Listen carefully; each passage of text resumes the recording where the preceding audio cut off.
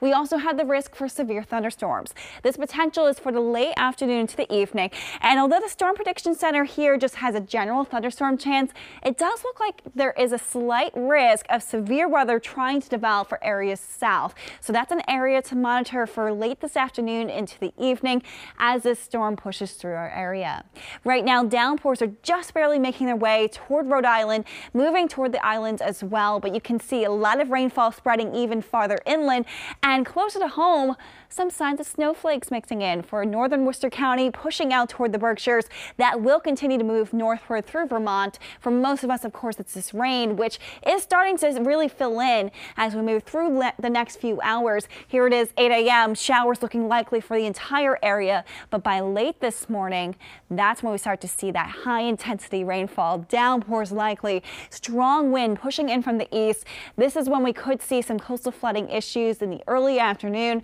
By late this afternoon into the evening, that potential for severe weather. Notice though that the showers do become more scattered in nature, and that could allow that potential for severe weather to develop, especially moving south and east. Our rainfall potential between 1 to 3 inches. You can see here Boston likely going to see just about an inch. That flash flood potential strongest as you move south and east, where we do have that flash flood watch.